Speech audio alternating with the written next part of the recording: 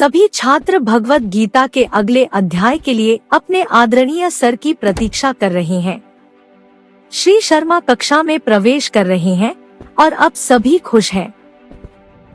नमस्कार मेरे प्रिय छात्रों, आशा है कि आप सभी अच्छा कर रहे होंगे। आज हम भगवत गीता के अध्याय 4 ज्ञान योग, ज्ञान का योग के बारे में जानेंगे, जो भगवान कृष्ण और अर्जुन के बीच गहन बातचीत को उजागर करता है।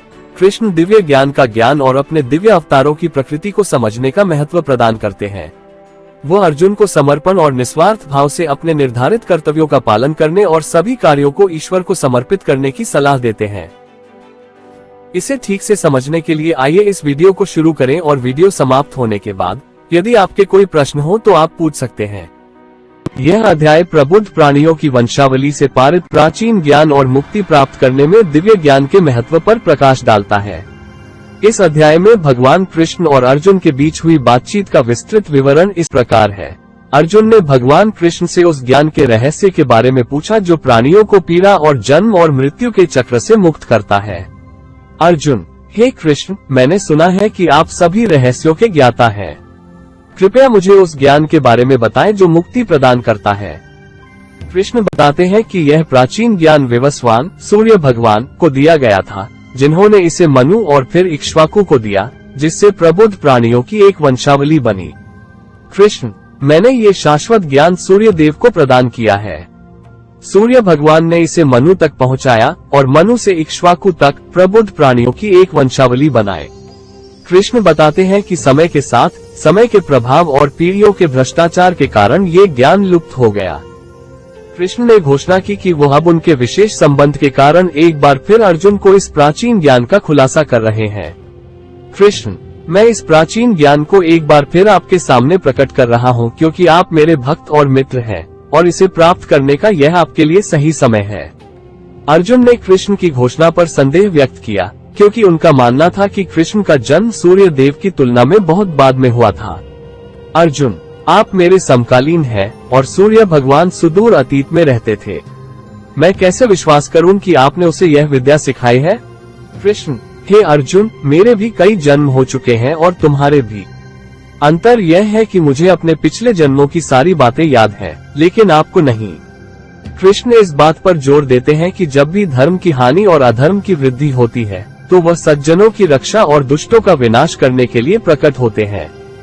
कृष्ण: हे अर्जुन, मेरे दिव्य अवतार तब होते हैं जब दुनिया में धर्म का पतन और अधर्म का उदय होता है। जो लोग मेरे दिव्य अवतारों और कार्यों की सच्चाई को समझते हैं, उनका भौतिक शरीर छोड़ने के बाद पुनर्जन्म नहीं होता है, उन्हें मुक्ति प्राप्त होती है। कृष्ण: हे अर्जुन, तुम्हें परिणामों की चिंता किए बिना अपने निर्धारित कर्तव्यों का पालन करना चाहिए। निस्वार्थ कर्म का यह मार्ग मुक्ति की ओर ले जाता है। कृष्ण: यज्ञ सहित सभी कर्म ज्ञान प्राप्ति के लिए हैं। इसे समझकर मनुष्य सभी कष्टों से मुक्त हो सकता है। कृष्ण: आत्मा साक्षात्कारी प्राणी गुणों से परे होकर भौतिक संसार से उत्पन्न होने वाले सुख और दर्द जैसे विपरीत युग्मों से प्रभावित नहीं होते हैं। कृष्ण बताते हैं कि ज्ञान का मार्ग सर्वोच्च सत्य की प्राप्ति और जन्म और मृत्यु के चक्र से मुक्ति की ओर ले जाता है। कृष्ण: हे अर्जुन, इसलिए इच्छा से मुक्त मन से और सफलता और असफलता के प्रति समान भावना रखते हुए अपने सभी कर्म मुझे समर्पित कर दो। ऐसा करने से तुम्हें समता प्राप्त होगी। कृष्ण: जो लोग आसक्ति से मुक्त हैं, पुरस्कार की इच्छा किए बिना अपने कर्तव्यों का पालन करते हैं और कर्म प्रतिक्रियाओं से अप्रभावित रहते हैं, उन्हें मुक्ति मिलती है।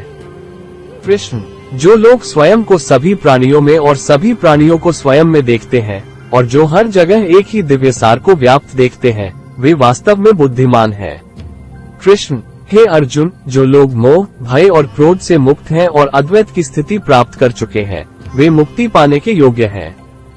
कृष्ण: हे अर्जुन, उन अज्ञानी लोगों के दिमाग को परेशान मत करो जो अनुष्ठान प्रथाओं से जुड़े हुए हैं और आध्यात्मिक ज्ञान का सार नहीं समझते हैं। कृष्ण बताते हैं कि जो लोग ज्ञान के मार्ग में स्थापित हैं और गुणों से परे हैं, वे कार्यों से अप्रभावित रहते हैं और मुक्त हो जाते हैं।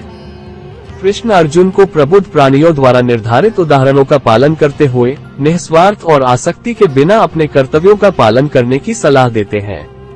कृष्ण: हे अर्जुन, जिस प्रकार प्रबुद्ध प्राणी आसक्ति और पुरस्कार की इच्छा के बिना अपने कर्तव्य निभाते हैं, उसी प्रकार तुम्हें भी उनके उदाहरण का अनुसरण करना चाहिए। कृष्ण स्पष्ट करते हैं कि ज्ञान का मार्ग मुक्ति की ओर ले जाता है और सही दृष्टिकोण के साथ किए गए सभी कार्य ईश्वर की पूजा का रूप बन जाते हैं। कृष्ण ज्ञान का मार्ग मुक्ति की ओर ले जाता है। सभी कार्य जब सही दृष्टिकोण से किए जाते हैं तो ईश्वर की पूजा का रूप बन जाते हैं। कृष्ण जो लोग अपने कर्तव्यों के प्रति समर्पित हैं और अपने कर्मों का फल भगवान को अर्पित करते हैं, वे कर्म के बंधन से मुक्त हो जाते हैं और शाश्वत आनंद की स्थिति प्राप्त करते हैं। कृष्ण अर्जुन को सभी स्वार्थी इच्छाओं को त्यागने और सभी कार्यों को ईश्वर को समर्पित करने की सलाह देते हैं। कृष्ण इसलिए अपने सभी कर्म मुझे समर्पित कर दो, अपने आप को सभी इच्छाओं और आसक्ति से मुक्त कर लो और बिना किसी व्यक्तिगत उद्देश्य के अपने कर्तव्यों का पालन करो। कृष्ण हे अर्जुन, जो लोग बुद्धि से कार्य करते हैं और बंधन की ओर ले जाने वाले कार्यों से बचते हैं, वे जन्म और मृत्यु के चक्र से मुक्त हो जाते हैं। कृष्ण बताते हैं कि जो लोग अहंकार और पुरस्कार की इच्छा से मुक्त हैं, वे शांति और मुक्ति प्राप्त करते हैं। कृष्ण जो लोग बिना किसी व्यक्तिगत इच्छा के कार्य करते हैं और संदेह से मुक्त होते हैं, उनके कार्य उन्हें बांधते नहीं हैं। ऐसे प्राणियों को मुक्ति प्राप्त होती है। कृष्ण जो सभी कार्यों में ईश्वर को देखते हैं और ईश्वर में सभी क्रियाएं, जो समझते हैं कि सभी क्रियाएं अंततः प्रकृति द्वारा की जाती हैं, वे वास्तव में आत्म साक्षात्कारी हैं। कृष्ण बताते हैं कि ज्ञान वह नाव है जो साधकों को सांसारिक अस्तित्व के सागर से पार ले जाती है। जिनके पास ज्ञान है वे सभी बाधाओं को दूर कर सकते हैं। कृष्ण इस बात पर जोर देते हैं कि ज्ञान सबसे बड़ा शोधक है और जो लोग इसे प्राप्त करते हैं वे शीघ्र ही मुक्त हो जाते हैं। ये शीघ्रता से सभी पापों को मिटा देता है और उन्हें जन्म और मृत्यु के चक्र से मुक्त कर देता है। कृष्ण इसलिए हे अर्जुन, ज्ञान और बुद्धि की शरण लो। यह आपको सभी दुखों से उबरने और मुक्ति प्राप्त करने में मदद करेगा। कृष्ण इसलिए हे अर्जुन, अपने सभी कर्मों को भगवान को समर्पित कर दो और उन्हें आसक्ति के बिना करो। ऐसा करने से तुम्हें अस्तित्व की उच्चतम अवस्था प्राप्त होगी। कृष्ण अर्जुन को प्रबुद्ध प्राणियों से सीखने और ज्ञान के मार्ग पर चलने की सलाह देते हैं। कृष्ण हे अर्जुन, प्रबुद्ध प्राणियों से सीखो और ज्ञान का मार्ग अपनाओ, क्योंकि यह तुम्हें मुक्ति की ओर ले जाएगा।